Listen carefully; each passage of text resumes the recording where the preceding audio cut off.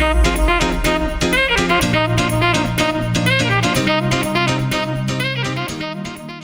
everyone, happy Friday. It's good to see so many of you. We've missed you so much. Hello to all our Facebook friends.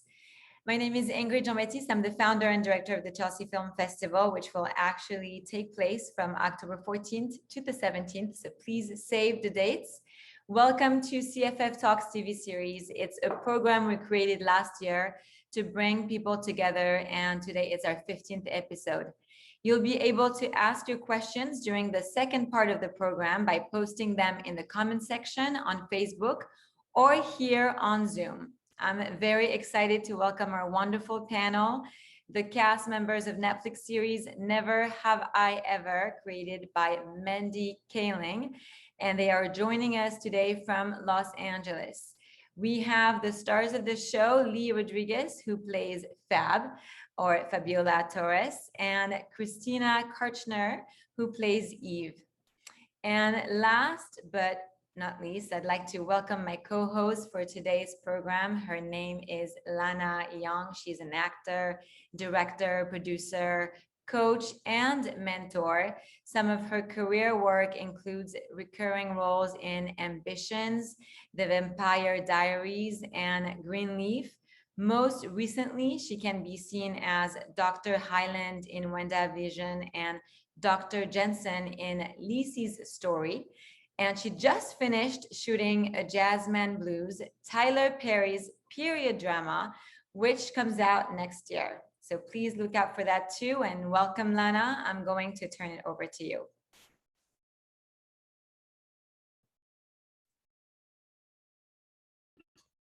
Thank you so much, Ingrid. Thank you. Hi, everybody. I just want to start off by congratulating Ingrid on producing successfully her 9th Chelsea Film Festival. So kudos to you, Ingrid. And thanks so much for inviting me to co-host your 15th episode of the CFF Talk series, and specifically for this dope show, because I love Never Have I Ever for so many reasons, and we're going to just get right into that. So Lee and Christina, thank you for getting up bright and early to join us this morning to answer all of our questions. We appreciate you. Welcome. As you all know, Lee plays Fabiola and Christina plays Eve, and I hope you're all caught up because there's going to be some spoiler alerts up in here. But I want to say the show does an excellent job at changing the narrative in subtle and not so subtle ways of the sort of, and breaking away from the stereotypical high school model story. The cast is inclusive in so many ways. You know, they humanize the bully or the popular kid, i.e. Paxton. You know, it has a rageful nerd leading the story. We have interracial families. We have LGBTQIA plus representing Paxton's sister, who has Down syndrome, played by Lily D. Moore, fabulously, might I add. And it's culturally immersive. So that's what changes it up from all the stories that we've been seeing all these years. So ladies, please tell me what it was like to exist in that world. Lee, why don't you start?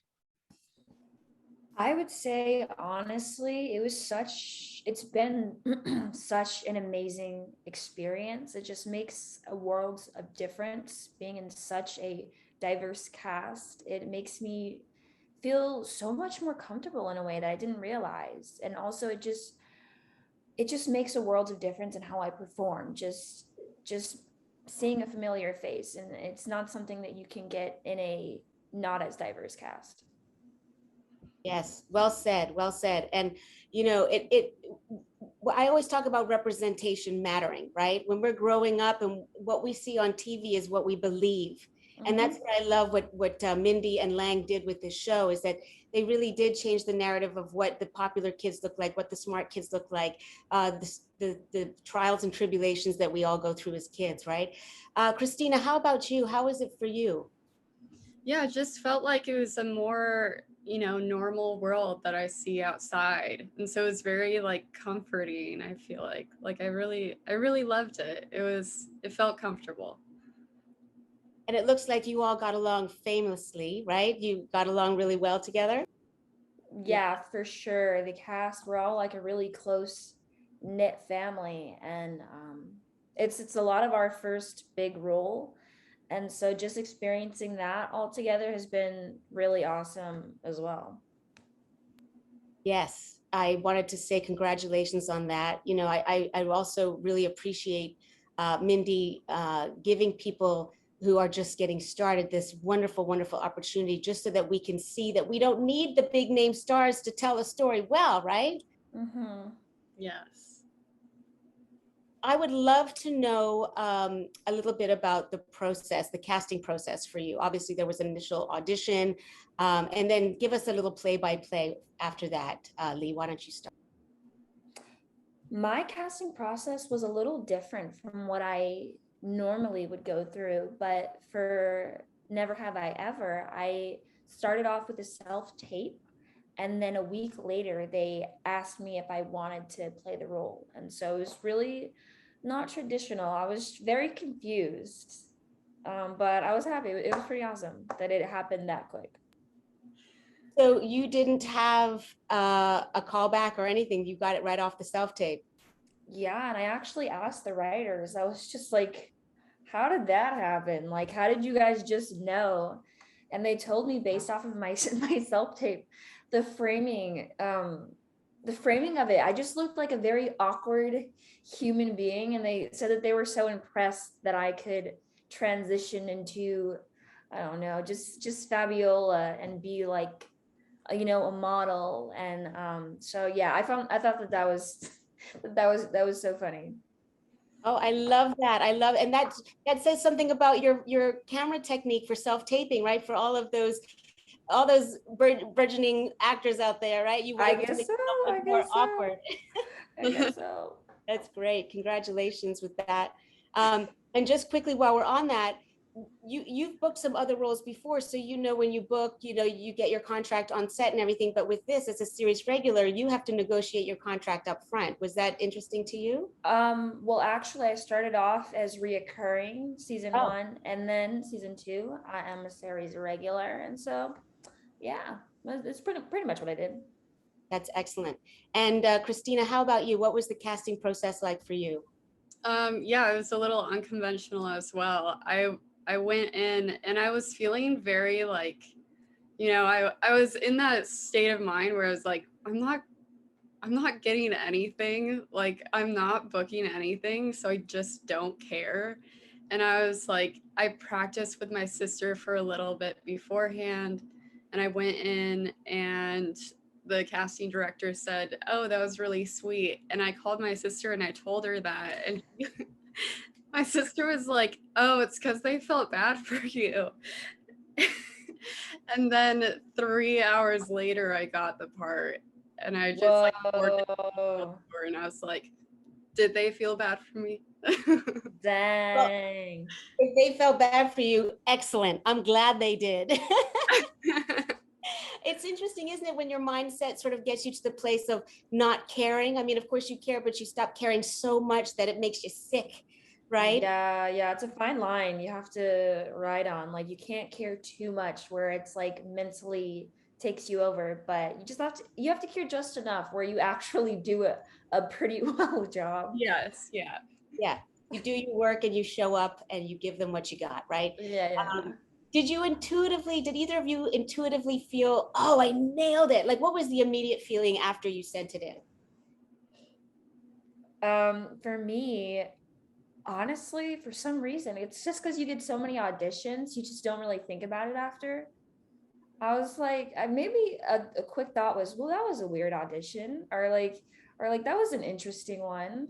For my audition, in the description, it said that she dresses like a helpful Honda guy. So I went to the thrift store and bought like this oversized blue polo, and yeah, that's just kind of how I did it, and I didn't really think anything after it. Did you wear glasses?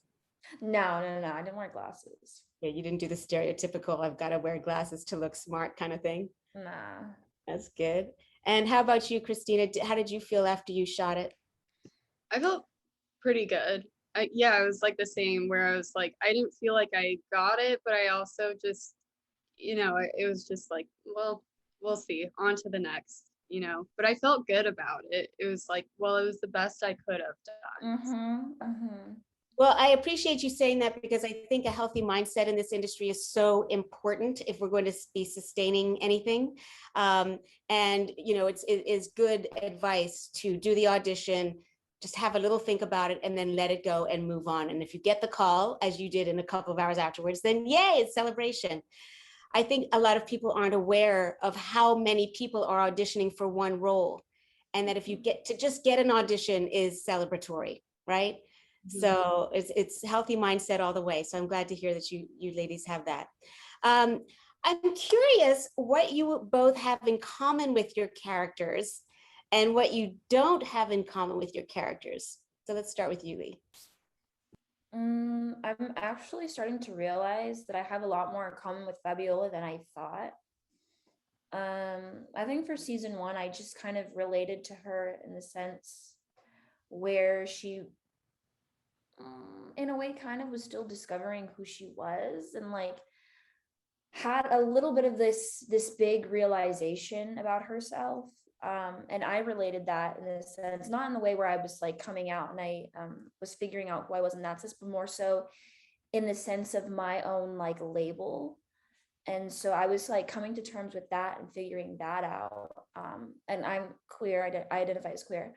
And so that was very interesting to me. And also like her relationship with her friends are very similar to me, because I am really big on friendship. And in high school, I had like 2 best friends. So we were just like a trio. And so that's how it was for me. And also in season 2, just her kind of not really fitting into a specific mold in the queer community. And so I kind of related to that as well, and not really fitting into a specific mold, and ultimately just coming to the realization that there's no one way to be queer. There's no one way to come out, that it looks however you want it to look, and it's valid in any way, shape, or form. That's a really great lesson, right? For all of us to be uniquely ourselves and not trying to fit into something. But I can see where that pressure comes from, and I think the story did that beautifully, showing how that pressure can really bog you down. So this is interesting. So did you have your own coming out story? Not really, no. And it's just, and that's why it goes to show that coming out is different for everyone. You know, not everyone has to have this huge, big coming out. Sometimes it's just within you and you're fine with it. And so I'm glad that Fabiola's story is a little different. You know, she's not really hip with queer culture. She doesn't really know, she doesn't know what's going on. She doesn't. And a little bit same, I don't. And it's stressful sometimes because it makes you feel like you're not valid, or it makes you question yourself. And so surprisingly, a lot of people related with that. And so I was really, really glad about that, to know that, you know, that's actually a really, really common kind of experience. Well, thank you for sharing that, because I think a lot of people will relate to that on many levels. I particularly loved, I feel like this episode of CFF Talk Series should be called Cricket Queen and Queen. Like that would be like the perfect of this episode. I loved when you came out with your robotics outfit on at the dance. It was so perfect. And you know, you come from an interracial family. I'm assuming you do in real life as well. I shouldn't assume that, actually. You do. And was your family on the show representative of your mix in your real life? Yeah, my mother is Black and my father is Hispanic, and that's the same as in the show. And actually, funny enough, my father on the show's character name is the same as my dad's name. And so I don't know, I feel like the writers did some research, because that's a little too convenient. Oh, that's wonderful. That's wonderful. You know, as a mixed race person myself, I really appreciated them allowing you to be mixed race and not sort of trying to fit you into something else. You know, one or the other, that it was a nice blend. And we appreciate that from the mixed race people. And Christina, how about you? What do you have in common with Eve, and what don't you have in common with Eve? And did you learn anything about yourself during this process? Yeah, I think with Eve, like I feel like I'm very comfortable in that role. It feels very realistic and feels very like similar to my own personality. I think that I'm not as much of an overachiever as she is. I feel like she's like head of every club and like, you know, has herself figured out. And I think the storyline is so important with like Lee and just because I think that is like something that I think we have to come to the acceptance of. It's like not everyone has to have a certain label and be this, you know, fit into this exact mold of who you're supposed to be in this label. I think everyone can be whoever their authentic self is, no matter what stage it is at. Yeah, so my character, I think I'm a little bit more dry than her and a little bit more sarcastic, but like besides that, I think it's an easy role to play. I think it's just like very similar to my personality. Well, that's always a gift, isn't it, to be able to have, you know, similarities with your characters. Did either, I know that usually when you're, because Christina, when you started, did you start as a co-star, a guest star? Were you already recurring? What was your contract to begin with? Yeah, my contract to begin with was reoccurring, and then for second season it was guest star. Okay, awesome. So when you came in, did you and Fabiola, did even Fabiola, did Christina and Lee have a chance to get to know each other before you jumped in, or did you just show up on set and meet on set, or maybe in hair and makeup first? Yeah, we just met on set. I think I came in like a week late, and I went up to Lee and she's like, "Oh, I was looking for who would be Eve today." I was like thinking it was one of the people who were the extras. And I just like showed up in her face. Honestly, I don't know why, but I can't remember the first day we met, Christina. I have a really hard time remembering the first day I meet people. But yeah, we did meet on we met on set. What was even our first scene together? That I don't even remember either. It was when I smiled on the staircase. So it was Oh a very quick yeah. interaction that day. So it was Oh actually in order. Yeah. yeah, pretty much. That's funny. So Christina, do you remember what your exchange was like? Can you inform Lee of what your first meeting was like? Remind her. Yeah, it was just like very sudden, and also I felt very nervous that day, and I just like felt like there's so many things happening at once. And so it was just like a lot going on, but yeah, I just met all three girls like at once, and they're all so nice, and like which was so comforting because I just felt like in my head my anxiety was like everyone's gonna hate me. And they were just like the nicest people. Christina, that's so funny. No, I actually love that scene. That's like one of my favorite scenes with you, Christina. It's just such a wholesome moment. And you I, look so freaking cool. I got so in my head. I was like, after like 2 takes, I was like, I don't know how to smile. And like my cheeks were like doing that like, I feel you. I feel we've all been there. yeah, We've and all been there. I can't smile anymore. And I was like, I think you just got to do like face exercises, just like yeah. stretch it out. I called my friend afterward and I was like, I'm getting fired. I can't smile. That's like how I felt every day. That's how I felt every day. I was like, oh my God, they're gonna fire me. Yeah. But it never happened. You know, Yeah. you're just in your head. But it's so good to hear that you have real-time anxieties and concerns like everybody else on the planet. Yeah. And we're happy that neither of you were fired. I didn't think that was going to happen when I first started watching. So I'm curious to know if there was an intimacy coordinator on set for you. There was. Did you work with them? Yes, and just so our guests understand, and I actually just want to go back a little bit, just so our guests understand, when you book a role on a show, you show up and you are put on set and you have to kind of create that natural intimacy with the person without even knowing them. So that's what we were just talking about with Lee and Christina meeting on for the first time on set and having to have this sense of chemistry between them. So I always find that remarkable when you capture that so beautifully between the two of you. So back to the intimacy coordinator who is brought onto set to help actors navigate intimate scenes. Yeah, we definitely did have one of those. We had our intimacy coordinator in the second season when Eve and Fabiola had their first kiss. And at least I think it was their first kiss. I'm not sure actually. Well, it's the first kiss that everyone's seeing. And we honestly went in not really thinking too much about it. Like it was like, okay, another day on the job, no big deal. But then we met the intimacy coordinator who was lovely, very lovely. But for some reason, that's when the nerves started to come about. I was just like, oh, wow, maybe this is a bigger deal than I thought it was. Yeah. And so, but it went good. We did the thing. And so, yeah, and it was both of our first on-screen kisses. Mm-hmm.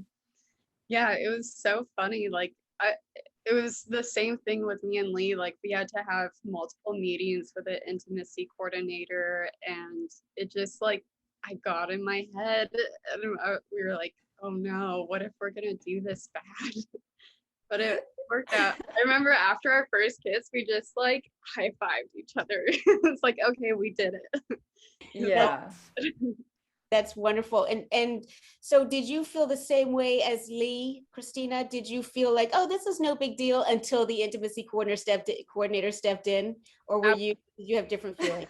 Yeah, absolutely. I felt like, okay, this is like a normal thing. I'm just gonna like, go in, be my normal self and kissing someone. And then I was like, oh, now we have to talk about kissing for like. Yeah, we had to plan it out. I didn't realize, but we have to be like, okay, whose head's gonna go this way and whose head's gonna go that way. For how long? Yeah, and there was like a kind of like a routine. It was like kiss, kiss, kiss, kiss. And so for a while it was literally that, because me and Christina are both very awkward. We were just like but after a while we got into our flow. Yeah. I love that. I love that so much on so many levels. Yes, because you also have to talk about like where you're comfortable being touched, right? Like, the big love scenes where it's like, okay, it's okay to touch my chest, but it's not okay to touch my buttocks. It's okay to touch my stomach. Did you have to decide any of that, or was it just focused on the kiss? I feel like we were both fine with I don't know. We were just fine with whatever. Yeah, I was fine with anything. And then I just got in my head. And so when we first kissed, I was like holding Steve's wrist because I didn't know where to I forgot about that. I'm so sorry. I don't know why I'm holding your wrist down. Yeah, after a while, then you like get into it and you're like, okay, this is how you kiss. Yeah, I think we settled for like just like here. Yeah, felt like the most comfortable, natural place. Yeah. Fabulous. Okay, so what type of character prep did you do, and were there any challenges or discoveries that came up along the way for you when you were preparing your characters? I really enjoyed rehearsing beforehand with whoever I'm talking to. So like just 30 minutes before we're actually going on set and just going over lines, I think is so helpful for me, just having someone else have the conversation. Because I'll get in my head, or like I just like thinking about the words too much if I'm not talking back and forth with an actual human. Yeah, and what was so awesome about us being close is that we could come to each other's trailer and be like, hey, let's rehearse. And so, and you don't always get that on many sets. Sometimes you just show up and you rehearse on set, which is fine too.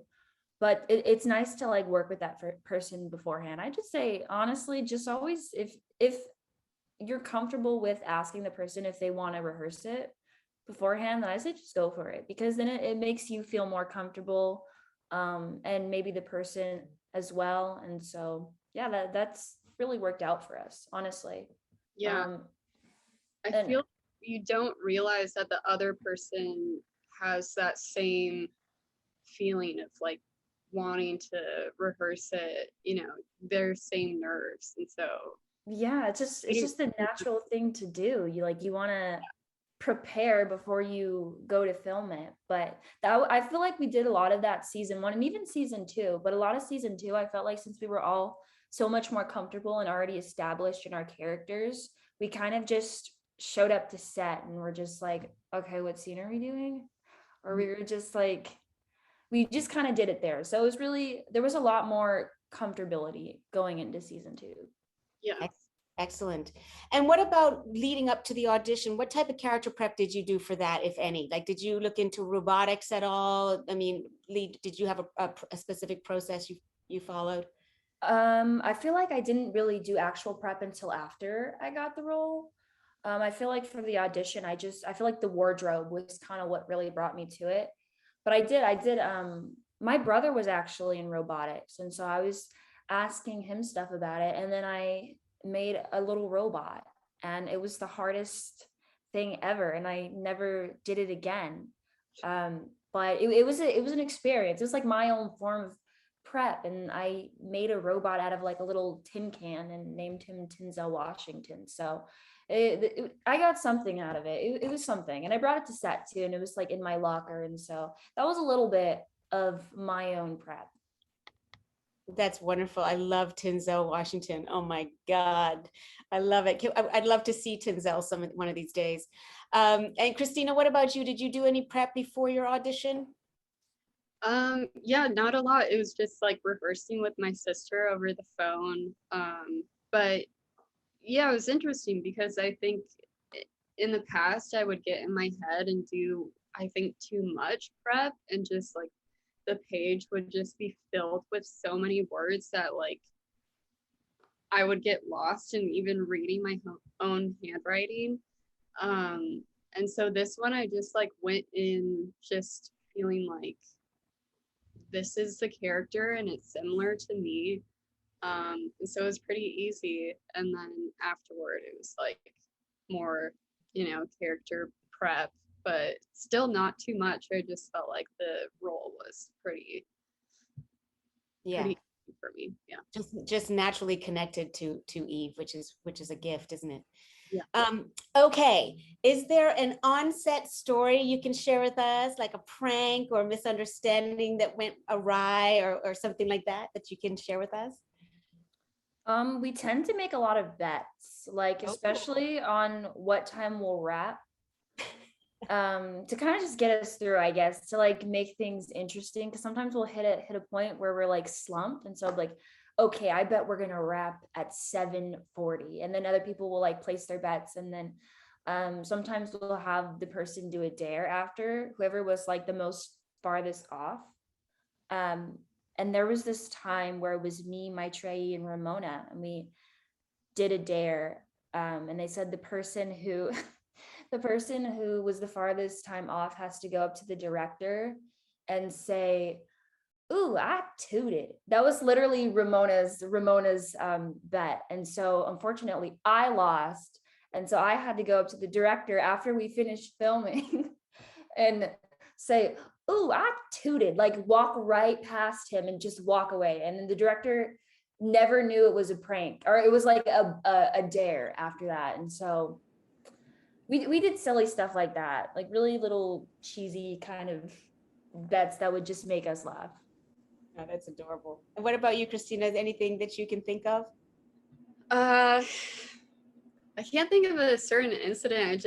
I had so much fun with the takes. I think there was so much laughing. Like if someone made a mistake, it was just funny. And I think that made it so much better, because then you just like didn't feel bad about saying something wrong in that take. It was like, oh, we're just having fun. Yeah, it's okay to mess up. It's not, you're not going to get fired. I learned that second season. Yes.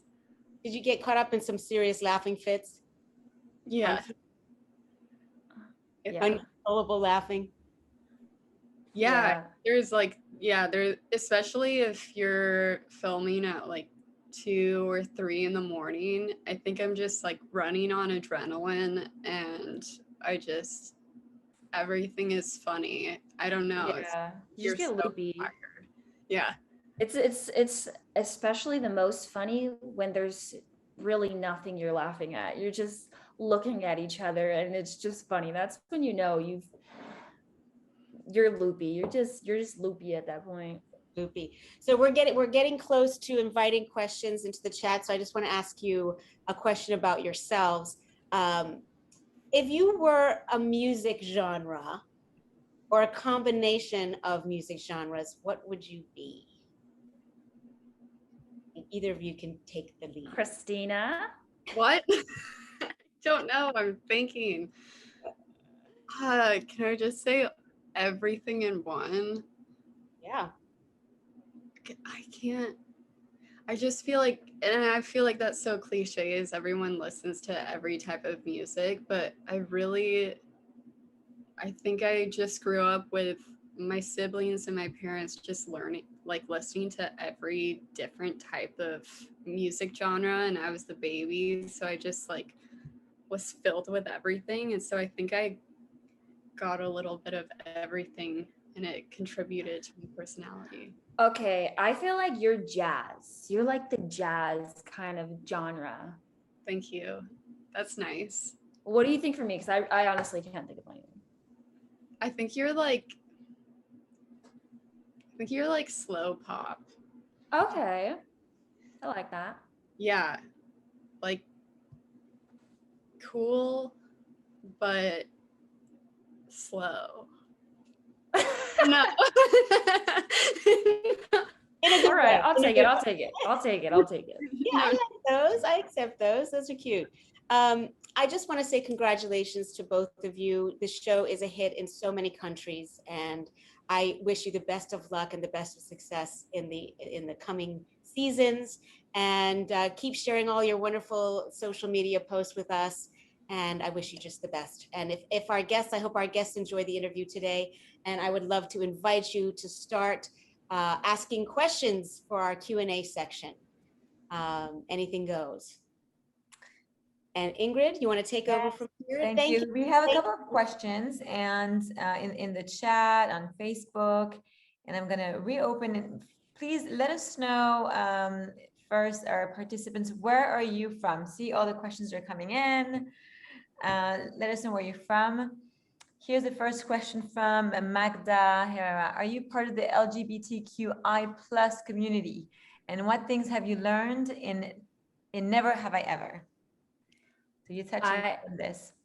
I am a part of the LGBTQ+ community. Some things that I've learned along the way is that there's no one way to come out, and there's no one way to be queer. Yeah, so that's something that I've learned and has been really helpful for me in my journey. Yeah, I've never put a label on myself. I'm definitely a part of that community, but that's why the storyline spoke to me so well, because it's just like, I don't think you have to put a label on anything. Yeah, and I think that's also a really great point as well, Christina, that just because you don't put a label, that doesn't make you not valid. Wherever you fall under the LGBTQ community. So that's important too. Yeah. We have a question from Adar. My question is for Christina. I'm an introvert kind of person and don't feel like talking much, like those situations when you're with someone and you like hate small talks and awkward conversation, but the other person is an extrovert and he or she constantly talks and you cannot ask him to keep quiet. How do you tackle it? Like, how do you make yourself not endure it? Any piece of advice would work, anything. I love how people just know that I'm an introvert and just like exudes. I mean, I definitely love my alone time and I love my space. That's why the pandemic for me personally was nice. When okay, that's an interesting question because I'm still trying to figure that out too. Because I think that I'm learning that you have to set boundaries with people and you have to just, yeah, I think you have to learn to speak up. And if someone is exhausting you, to just change the subject or say you have to go or whatever. Like it's okay to speak up, and I know that's so hard. It really is so hard.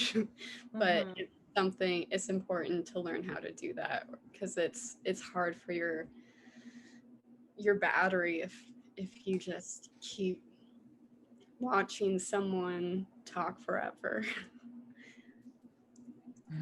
Did you want to say something, Lee, or you just agreeing with Christina? I agree with Christina. I'm definitely an introvert as well, and sometimes being an introvert, I kind of people please a lot, and I do things for other people at my own expense. And so I would say as well, like, set boundaries, and don't give more of yourself than you would like to.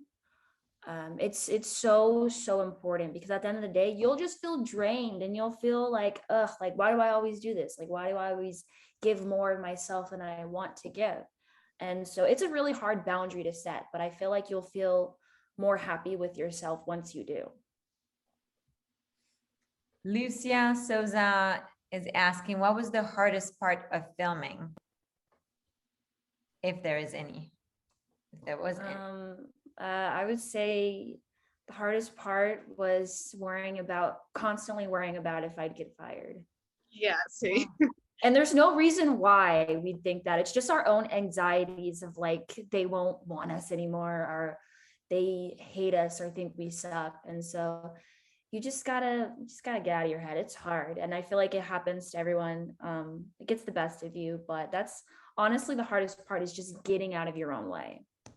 Yeah, I think the first day nerves is kind of like going back to school, where it just, like, you don't know what to expect.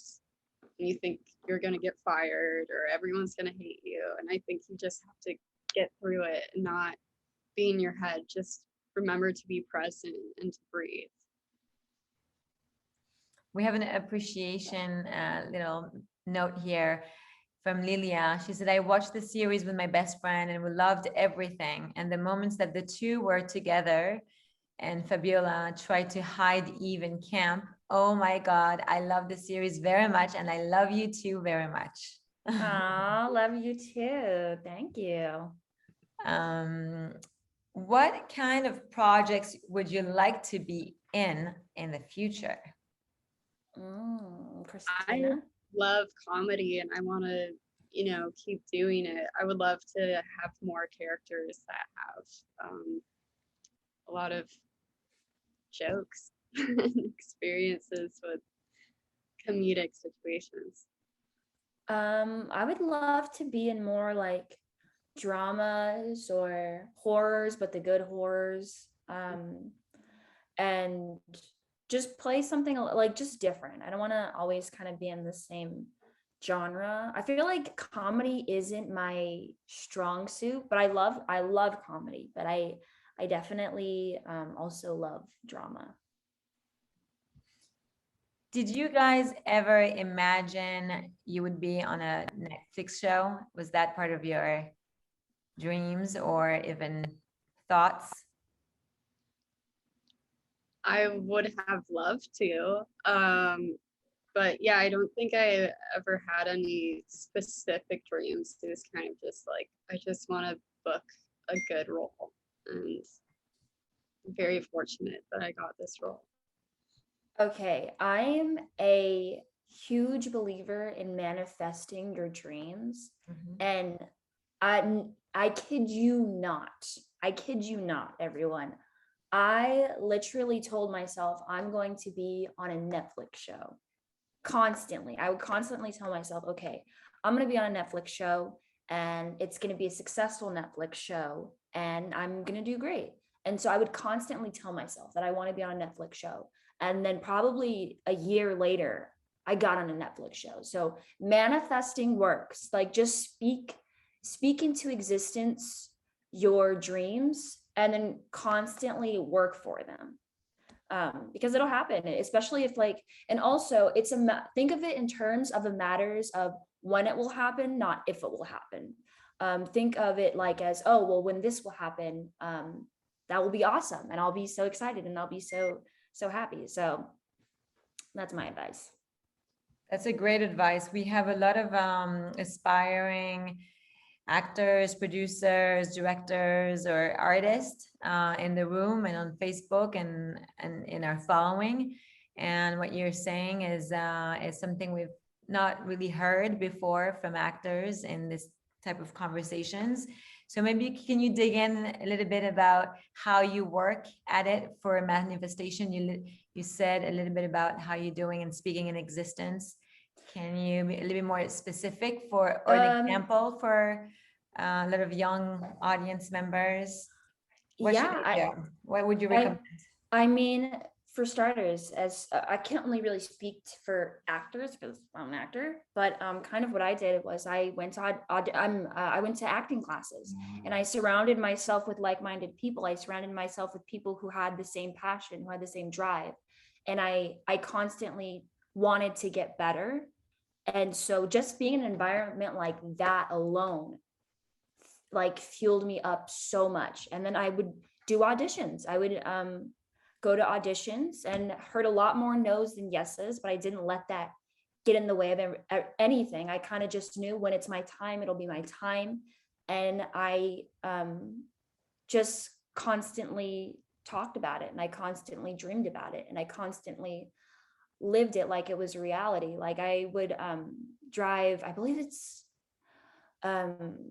Sunset. I'm so bad with streets, but it's the street where it has all the billboards, all the Netflix billboards.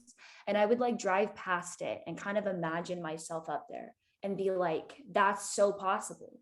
And I would just kind of be like, that'll be the day, or that'll be, it's going to happen. It's going to happen. And so I guess that's just that kind of fueled me. And I never let go of that, even in moments where I was just I was crying. I didn't get a role that I really wanted.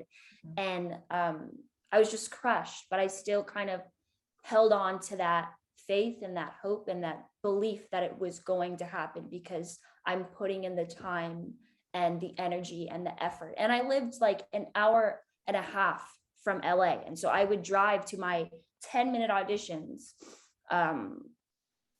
every day. And I worked for it. I put a lot of myself into it, and I didn't let any obstacles stand in the way. And so I feel like if you're putting your most energy and giving all that you can give, it's going to happen. You know, just don't give up on yourself. Wonderful. That was a lot. Yeah, but it comes from the heart. It comes from the heart. It came from the heart. Exactly. So let's go back to the show. What do you think about the hot scenes between Paxton and Devi? Greetings from Bolivia. What do you think about the hot scenes? Christina? I love them. I don't yeah, it's fun. I love watching the show. When I see myself, I'm like, I don't want to look at everything else. I'm like, oh, this show is so funny and so good. I love it. Yeah, I think the hot scenes, when I watch them on TV, I'm actually quite surprised because in real life, they're just my friends. And so it's just normal to see them, they're goofs, but on screen, I'm just like, wow, like that was a really good scene. Like they did a really good job. Like I actually really believe that. Like, so that's just kind of how I look at it, like from an actor's perspective and also as a friend. But honestly, same when I watch myself, especially the kissing scenes, I gotta go. But I feel like that's such a normal thing to kind of be like weird about watching yourself kiss. Could you give us some advice to people? As I mentioned, we have a lot of aspiring actors in the room today, and so they'd like to have advice to start your career, even get an audition or train as an actor? They say, I love and admire you guys so much. This is from Javi Lilo. Christina? I think there's no one right way, and like you just have to do what feels best for you. And like reading books about acting and taking acting classes and just like putting in that work. And I think for me, what was the most helpful for me was gaining confidence. And I got that from an acting class. So I think that's like the most beneficial for me. Lee?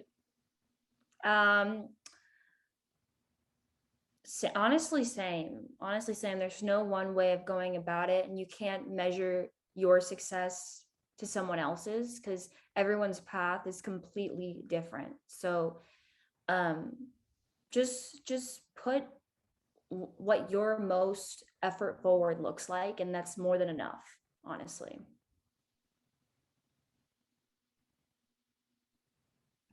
Are you team Ben or team Paxton? First, Team Davy. Team Davy, of course. I think I lean towards Paxton, but I don't want people to be mad at me, so I like both. Team Paxton, baby. Team Paxton. Okay. Season 1, I was Team Ben, but season 2, I'm a little bit of Team Paxton. I feel like he kind of like, okay, at first, some spoilers, everyone, but at first, like, he didn't want to be seen with her. So I was like, And then Davy, she was just like, if you don't want to be seen with me, then I can't be with you. And so I was like, yes, like, go girl, like, exactly. Like, stand up for yourself. You shouldn't be with somebody who doesn't want to be seen with you. But then I like the fact that Paxton came to her, and it wasn't her kind of pushing him. And so yeah, and so I'm Team Paxton, and I would love to see them grow. Talking about growing, we have a question. Can I just jump in? I'm sorry, I just want to jump in there about Paxton. I just love his arc. He becomes very vulnerable, and this is what I was talking about before with the stereotypical bully or popular person. Never has that arc like Paxton has, and he becomes very vulnerable, and we see him growing. And I think that's why I would be Team Paxton as well. Not that anyone cares about what I think, but I care, Lana. Thanks, Lee. So talking about growing, Audrey asked, what do you hope for your characters in season 3? If there is a season 3, we hope so. And if you could be another character on the show, girl or boy, which character would it be and why? I think I would like to see Lee and I in more, complicated situations, but go on like dates and stuff. And I just want to see Eve's flaws. I think we emphasize too much on her, what she's good at, and I think there's more to her that we have to see. And I think if I was to be anyone else, I think I would be Trent, because he's so goofy, and I love that character.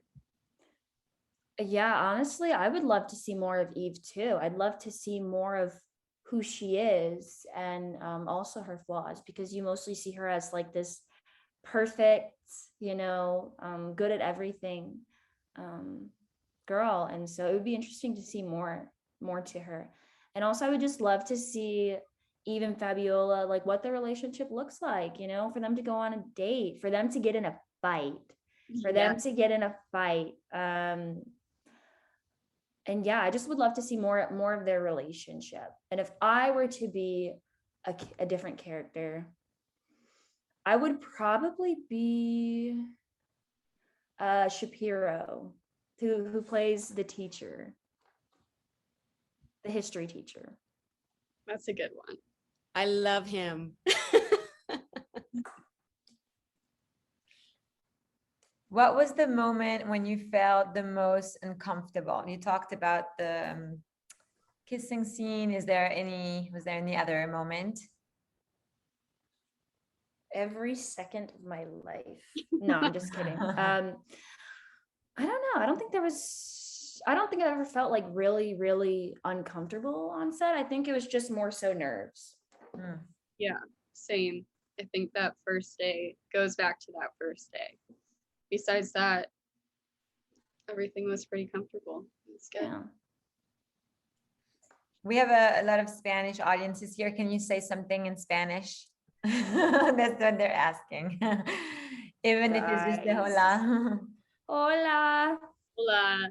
I, I grew up taking Spanish classes, and I think I should get back into it. Tell us to say something in Spanish, guys, because I don't really know a lot of Spanish.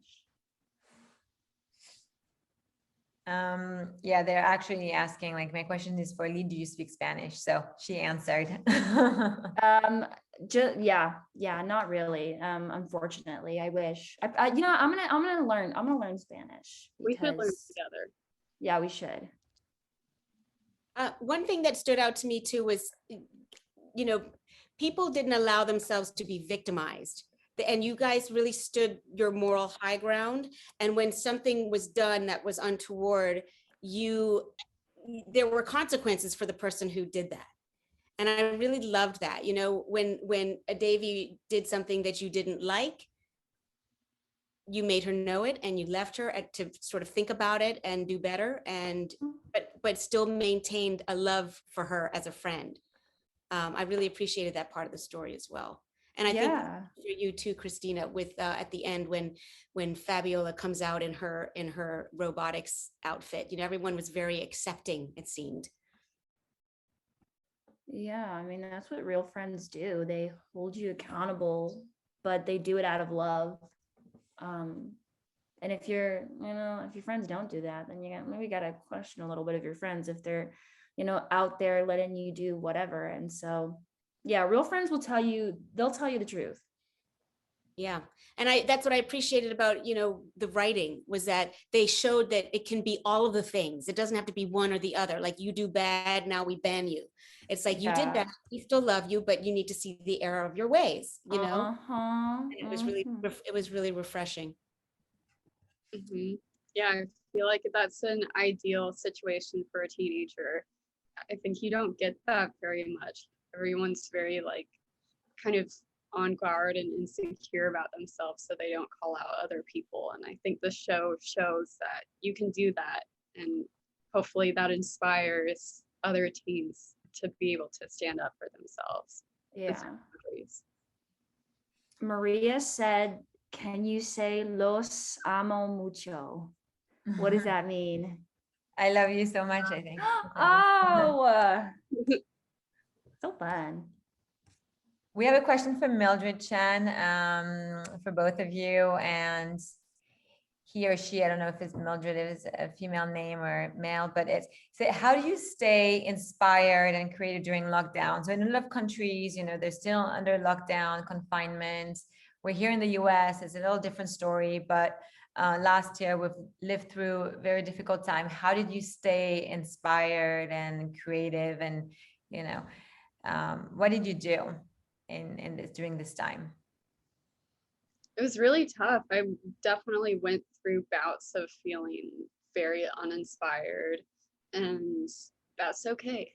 Yeah. I also went, I took up a bunch of hobbies that I would start for like a week, and then I was like, I'm not good at this. Maybe I should stop doing this. But watching a lot of movies actually helps me, like watching TV and just kind of studying the actors and seeing how they're acting, just being curious, and that helps. Yeah. I also had a lot of moments where I felt very uninspired, but actually as well, like watching movies, it's insane how film in television can really just inspire you, and just you really take something from it and really think on it. And so that's something that I found inspiration from. And I also write music, and so I would just write down how I felt and kind of put it into a song, because for some reason I can kind of get out my thoughts a lot better that way. And so just kind of sometimes pushing myself to be productive, and also talking to friends was also really helpful too, just kind of getting me out of like that kind of alone place. Yeah, journaling really helps. Journaling and writing. So we have time for 2 more questions. Do you have a new project in mind? Lee, you mentioned that you're writing music. You're also, so you're a singer, you're a model, you're an actor. Is there any project that is in the works for you besides, season 3?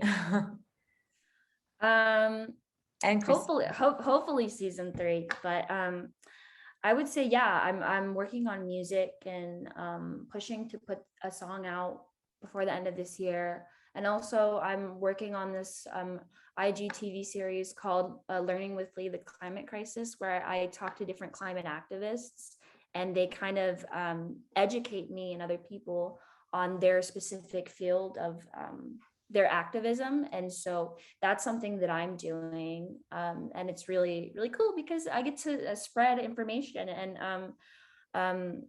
our climate crisis affects, a lot of younger generations. So I feel like it's very important for them to kind of know what's going on in the world and inspire action. Thank you so much for using your voice and your platform and your visibility to do such a wonderful thing. I'm so happy to hear that. Thanks. Thank you. Yeah, that's amazing. I love that you do that. I think for me, I think my goal is to make a show. I do love writing, so like just selling a show is the goal. I know that's probably in the far future, but just working on it now. That's what's going on. This is great. Yeah. So one last question. Could you describe your character in 3 words? Awkward. Awkward. Very, very loving, and avoidant. She tends to avoid a lot of her feelings. So yeah. Cool. Supportive, and a leader. Wow. Very good. Very good. Very good. I have one more that I'm interested in. One more. So this is from Carla, and she asks, which character of the series would be your crush? And I'm assuming she means Lee and Christina, not Fabiola and Eve. So Lee and Christina, which of the characters of the series would be your crush? That's a good question. Of the characters, I'm gonna say, let me think. I was thinking about this one. I really think I would love Lee. Like, I have a crush on Lee. Like, I love a nerdy character. So you would have a crush on Fabiola anyway. So Christina would have a crush on Fabiola. What character would Lee have a crush on in the show? I'd probably, and I'm not just saying this, but I probably have a crush on Eve as well, because she's so cool and like confident. Probably Paxton too. I'd probably have a crush on Paxton too. So both of them. Great. Thank you. Do we have any more questions? Is there anything else, Lee and Christina, you would like to share with us, our audience? Thank you guys for joining us and watching our faces and listening to us talk. And thank you for supporting us. I appreciate you all being here. Yeah, thank you so much. It's a very surreal experience to see so many people care about our faces. Yeah, and here in the Zoom, you can actually see all the love coming through seconds by seconds. So again, yes. Lee, how can we see your show about the environment? On my Instagram, it's my IGTV series. I'm putting out my first, not my first, but it's I'm putting out another episode of it August 2nd, Monday. All right. Well, I hope you enjoyed today's conversation. Now you have many, many more reasons to watch or rewatch Never Have I Ever over the weekend with your friends and family. The replay will be available on our YouTube channel. Please subscribe and share the video. Gives us a thumbs up. Thank you again to our incredible guests, Lee and Christina. You're just wonderful. I wish you the best of luck in your careers. And I'd like to thank Lana Young for being my co-host today. It was so much fun having you and jump on that invitation. And of course, there is no show without an audience. You guys are truly amazing. Thank you all for your support and tuning in today. Thank you to our Chelsea Film Festival fan pages for supporting us. Remember to follow Chelsea Film Festival on social media for more fun experiences, and all our guests on social media on Instagram. The links are in the chat and are on Facebook. Stay safe and have a beautiful weekend. Bye, everyone. Lots of love, everybody. Mwah. Thanks, Lee. Thanks, Christina.